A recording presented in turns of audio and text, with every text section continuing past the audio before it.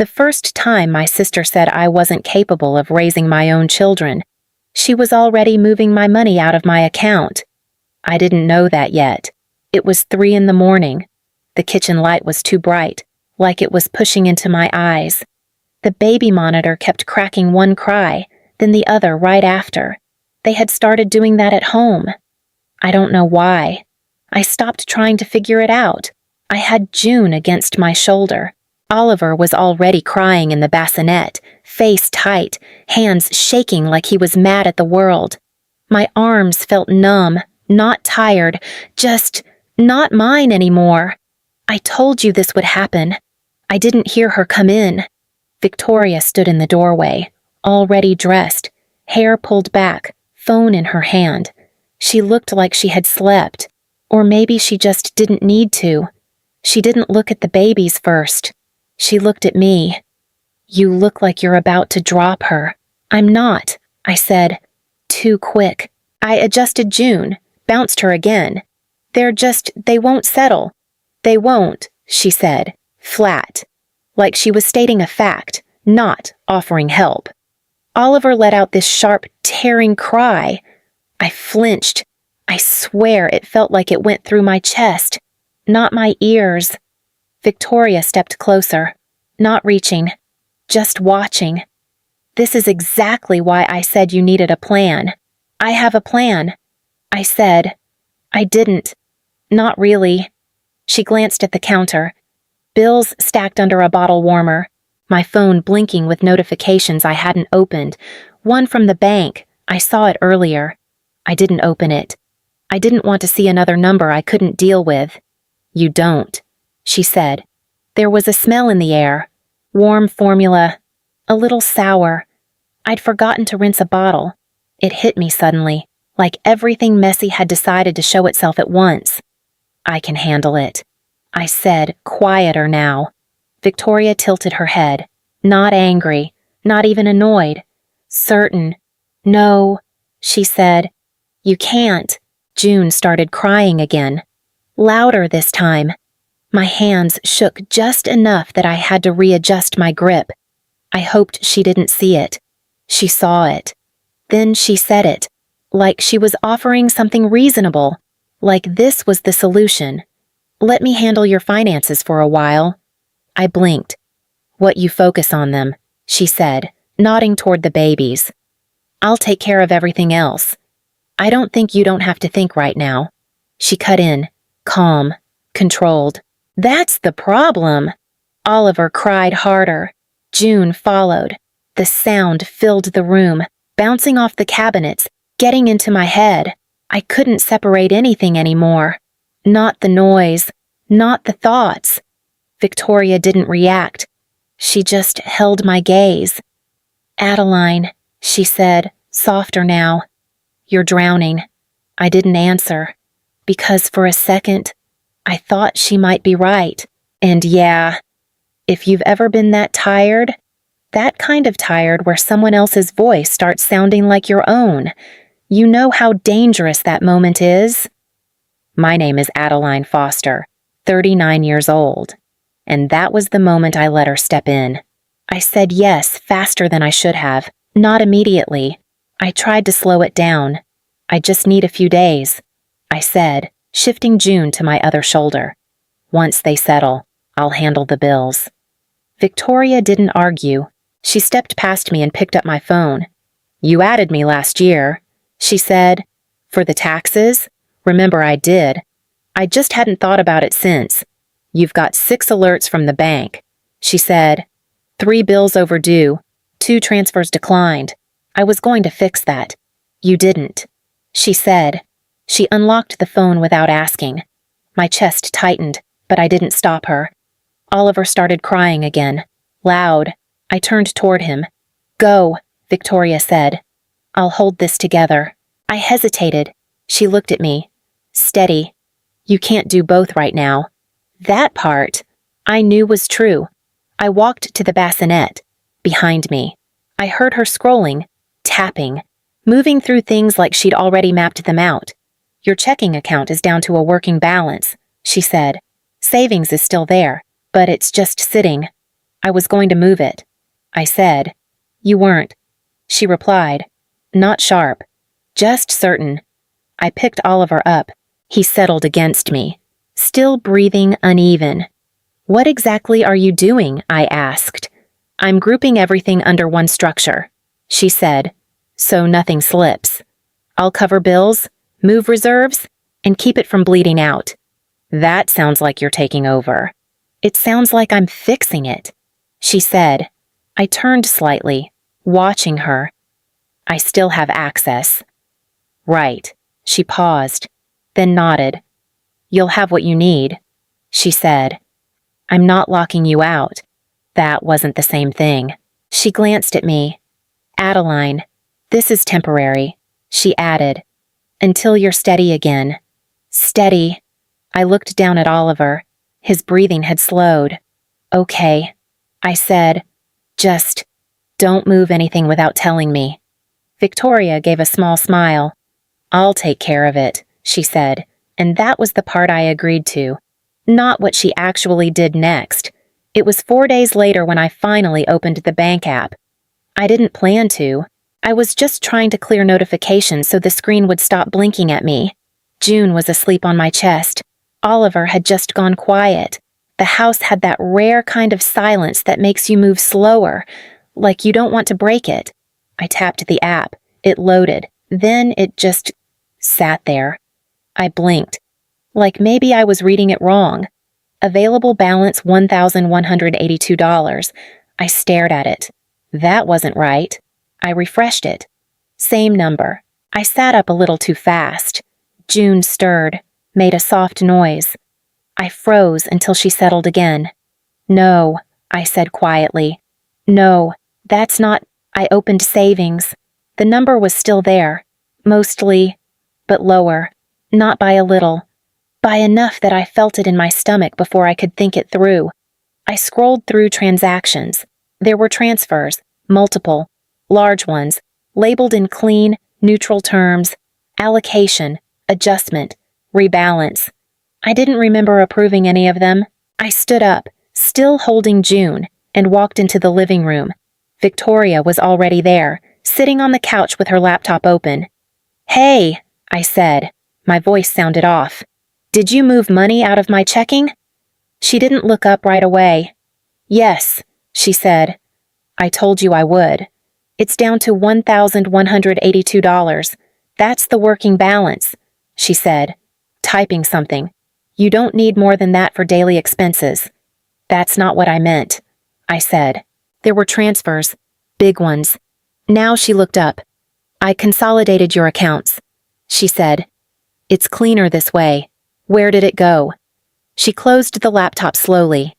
Into a managed structure, she said. Under my oversight. My chest tightened. My money is under your name. It's under my management, she corrected. That's not the same thing. It is right now, she said. June shifted in my arms.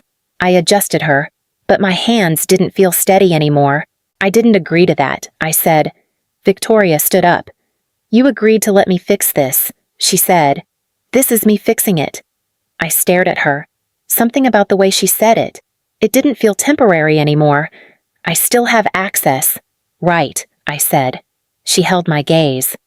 You have what you need, she said. That wasn't an answer. I felt it then. Not panic. Not yet. Just something cold, like a number that didn't belong to me anymore. I waited until Victoria left. She said she had a client meeting.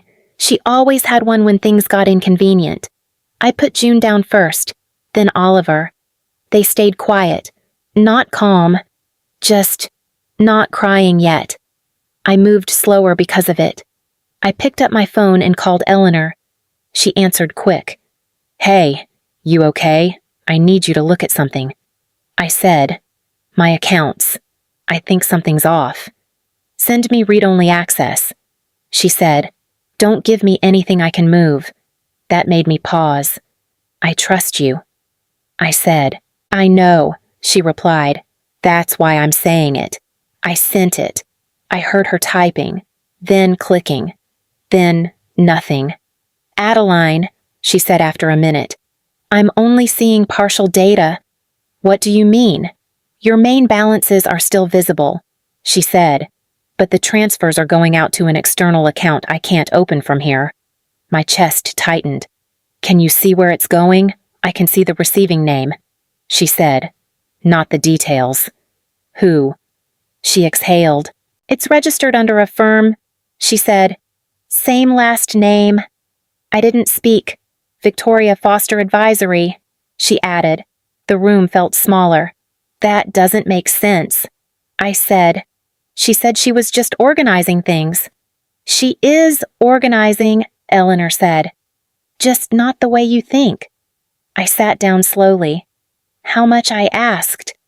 Give me a second, she said. More typing. Across your checking and savings, she said.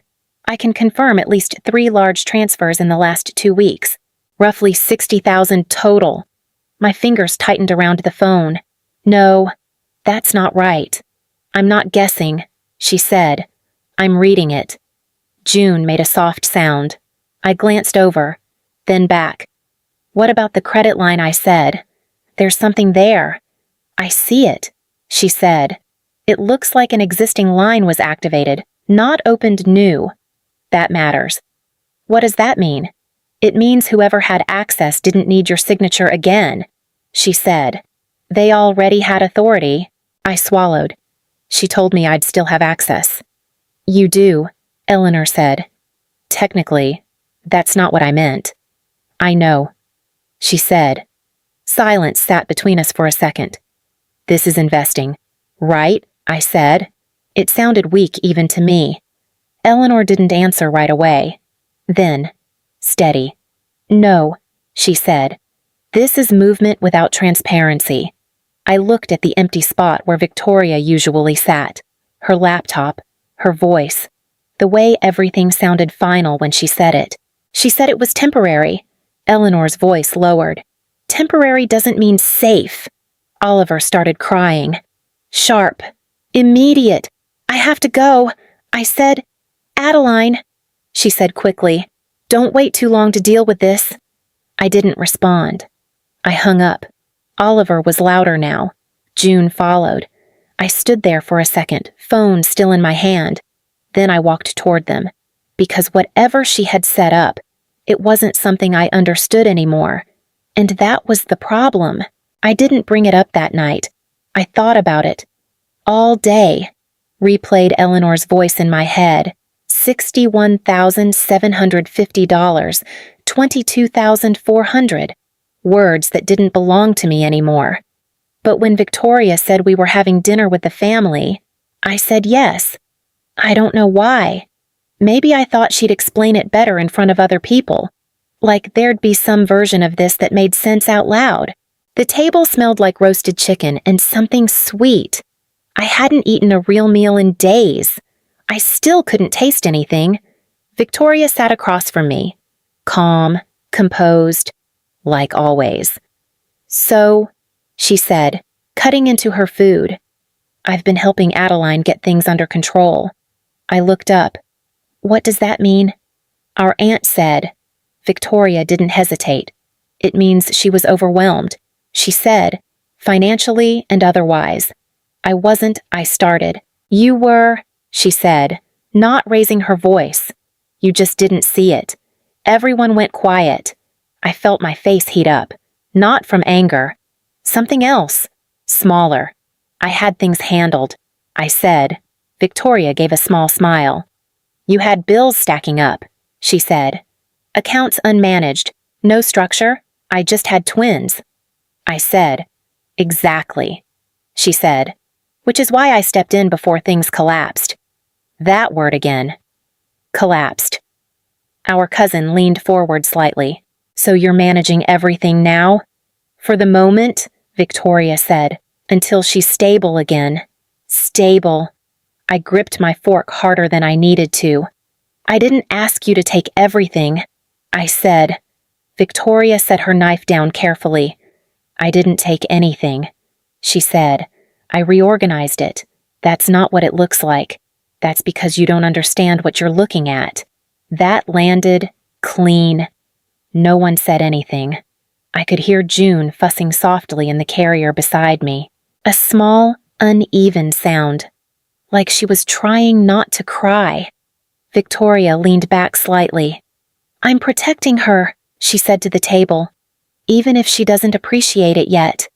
I looked around. No one pushed back. No one asked anything else.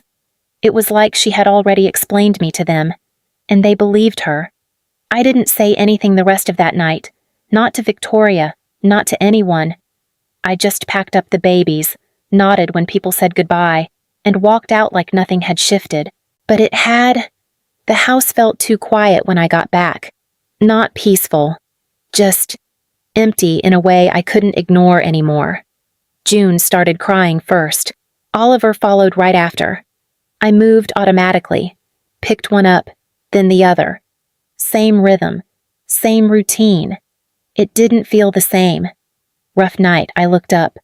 Margaret was standing in the doorway, like she always did. No knocking. Just there. "I didn't hear you come in," I said.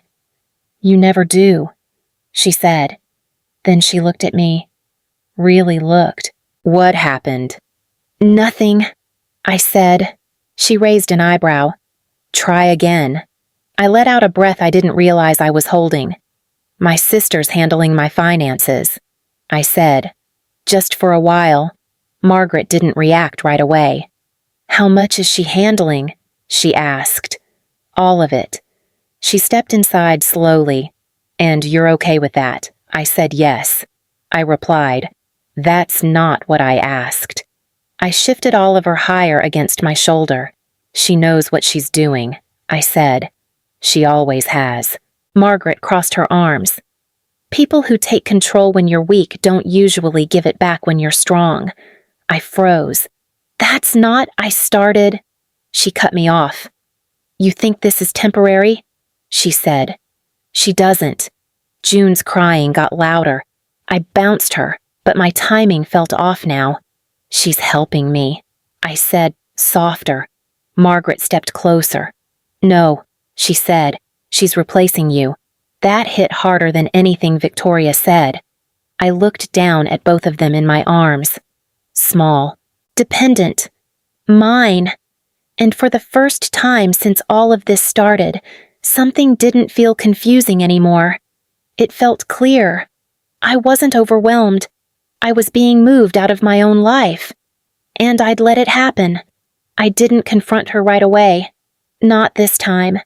I called Eleanor again. "I need you to go deeper," I said. "Not just where it went, what it's doing. You're not going to like this," she said. "I already don't." She exhaled. "All right. Give me a little time." I didn't sit while I waited.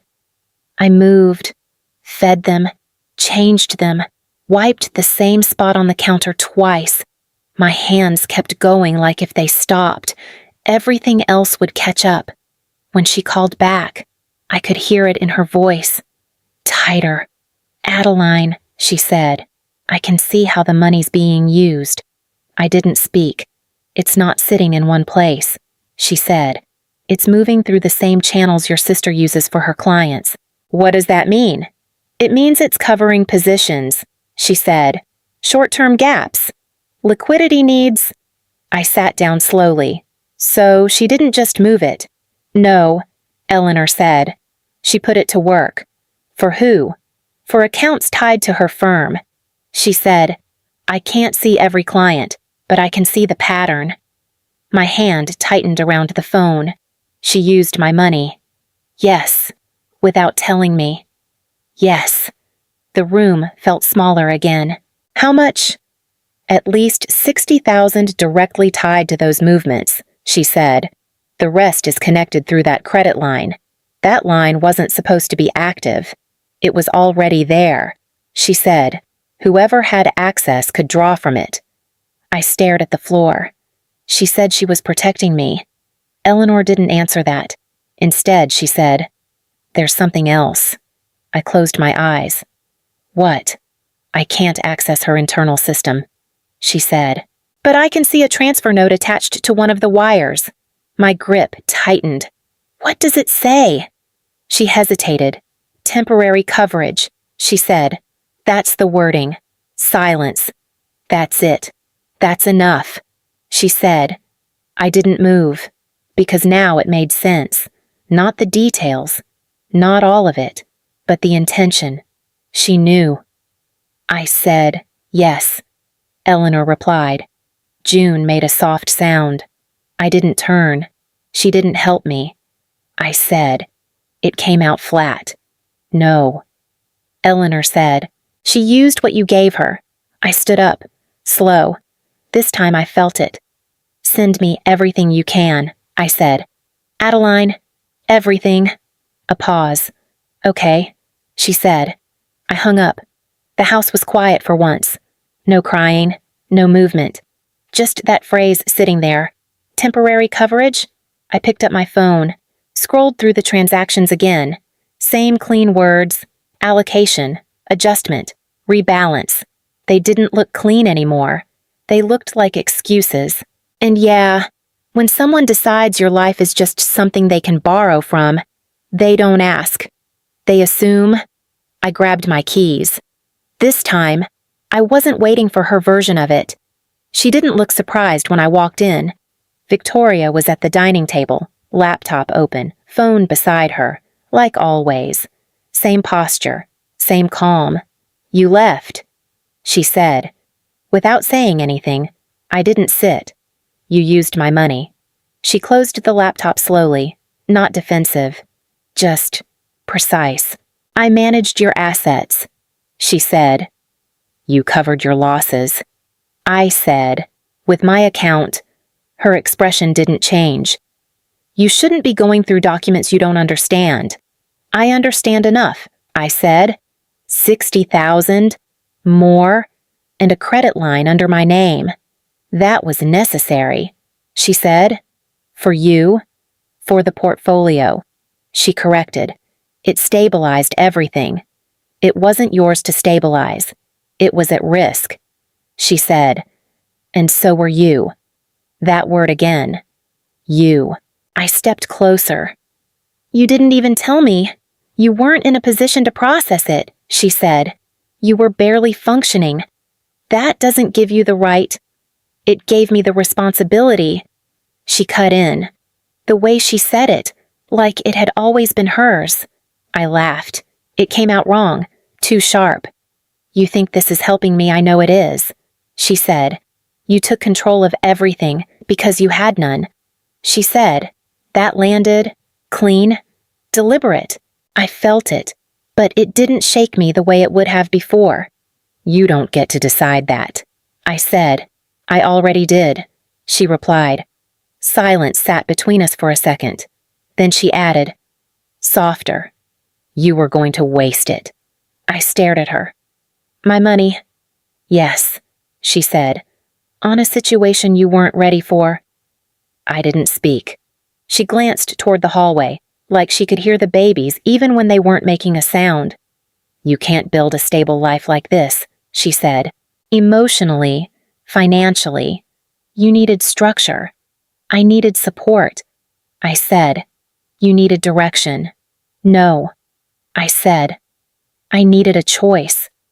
She shook her head slightly. You don't even know what to choose.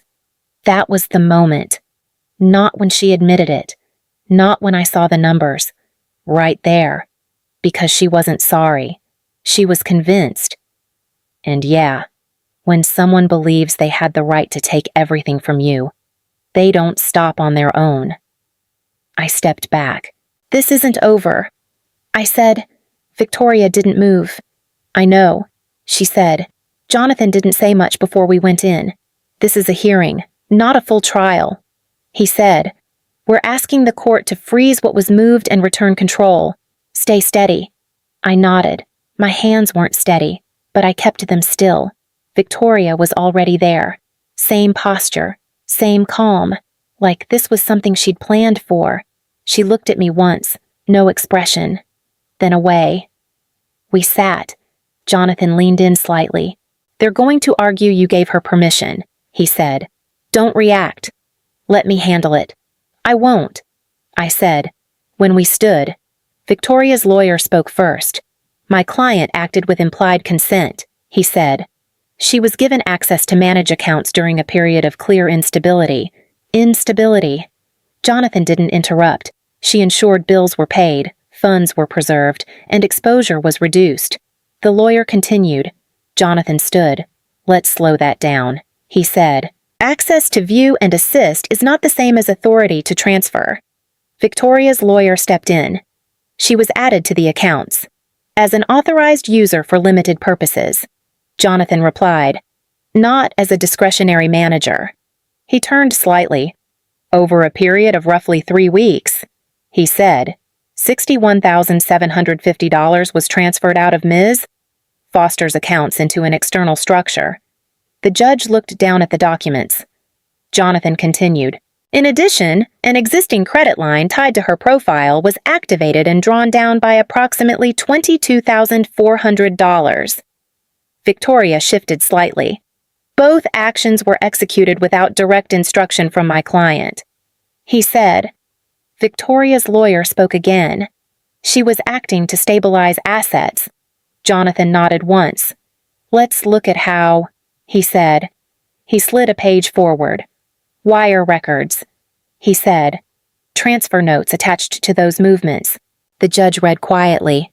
Jonathan spoke again. The language used temporary coverage. Funds moved not for the account holder's use, but to support positions outside her control. Victoria finally looked at him, then at me, not surprised, just aware. Victoria's lawyer tried again. My client believed she was acting responsibly. Jonathan didn't raise his voice. Responsibility requires disclosure, he said. My client was not informed of these transfers in real time. She was not given the option to approve or decline. Silence settled in. No one pushed further. The judge reviewed the documents again. Slower this time. Then spoke. For the purposes of this hearing, she said, the court finds sufficient basis to restore control of the accounts to the plaintiff and to restrict further transfers pending review. That was it. No speech, no emphasis, just a decision. Victoria exhaled, small, controlled. She looked at me again, longer this time. I didn't look away. And yeah, if you expect it to feel like winning, it doesn't. It feels like something being handed back to you after someone else held it too long, and you're not sure it still fits the same way. It didn't end the way I thought it would. There was no apology. No last conversation where everything made sense. Victoria sent one message a few days later. You didn't have to do this. I stared at it for a while. Then I typed back, you didn't have to either. She didn't respond after that. And honestly, that was it. A couple years passed. Not fast, not clean, just one day into another. I moved into a smaller place. Nothing impressive, just enough space for me and the kids. Oliver learned how to run before I learned how to breathe normally again. June talks more than both of us combined. I started working again. Small bookkeeping jobs at first, then more. Numbers felt different this time. Not overwhelming, not something to avoid, something to hold. One afternoon, Oliver looked up at me while I was going through receipts. Why don't we see Aunt Victoria anymore? I didn't answer right away. June jumped in. Did she do something bad? I leaned back in my chair. She made choices, I said, and I made mine. Oliver nodded like that was enough. Kids do that. They don't need everything explained. Just the truth you can stand behind. Sometimes I still think about that night. The kitchen light. The noise. The moment I said yes because I didn't trust myself enough to say no. And yeah, if I could say anything to you, just straight, don't hand over control of your life when you're at your weakest. That's when it costs the most. Not just money, everything. I didn't lose everything. She didn't take everything. She just showed me exactly what I should never give away again. And if you've ever been in a place where someone stepped in and made you feel smaller than you already felt, you already know how thin that line is. Say something, or don't. but don't pretend you don't see it.